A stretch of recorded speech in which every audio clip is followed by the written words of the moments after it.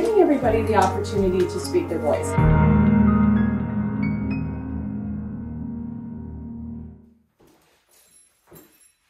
Hey, good morning, good afternoon, good evening. Welcome back to my channel. Thanks for being a part of the family. I really appreciate you being here. If you are enjoying my content, can you please give me a thumbs up, comment, subscribe? Let me know how this is working for you, because that lets me know what kind of content to continue to create, and it really helps out my videos a lot. Now that we've gotten past that, I wanted to share with you a couple different ways I do seal, aka a version of a shoulder stand. So I'm going to use my strap, and this is the chest strap. So if you have, you know, a large chest, or you find your chest is kind of falling into your face when you go upside down, you can use the chest strap. So be careful not to squeeze yourself off too tightly. So what I do is I have a strap with a metal buckle. I just prefer the metal buckles. It's just a personal preference. If you have a strap with plastic buckles, that works as well. I just find that the metal buckles lock a little bit better than the plastic buckles. I find sometimes the plastic buckles will like slide. So you want to be able to lock it. I'm using a 10-foot strap right now. A 6-foot strap will be good for this as well. I prefer a longer strap when I do things, just because it gives me just a little bit more room. I'm a big fan of taking space and making space, and trying to buckle myself into this morning is a little bit of a challenge. There we go. Okay, so getting the strap through the buckle, and then what I'm doing is I'm just strapping down my breast tissue or my chest, so that when I go upside down, it doesn't feel like my chest is coming up and blocking off my nostrils.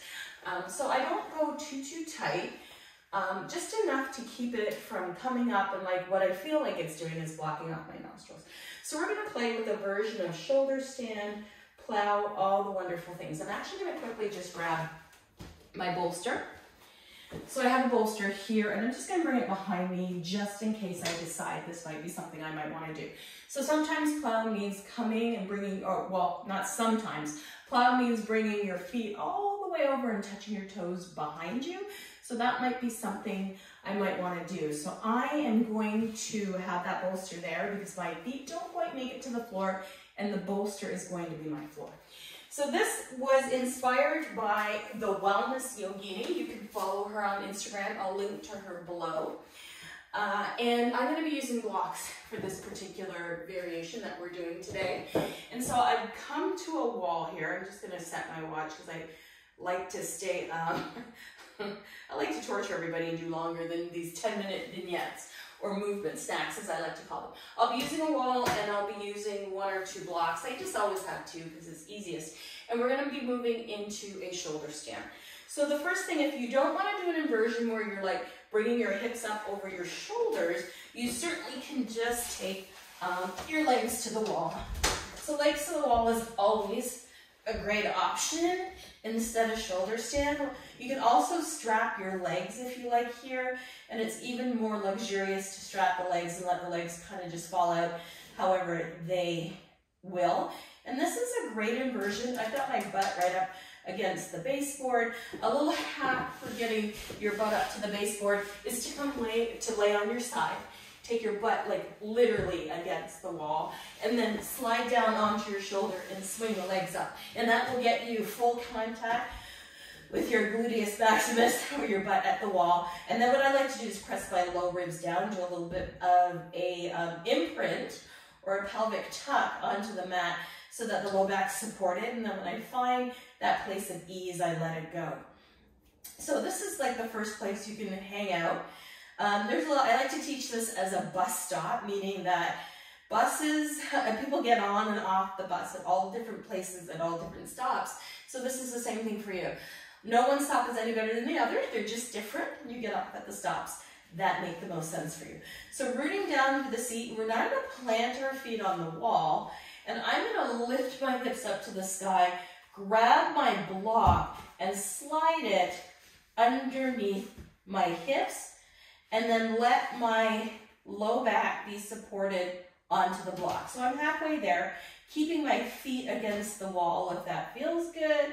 and allowing myself just to be supported, tucking my shoulder blades underneath me, taking my fingertips to the wall or fingertips to the floor.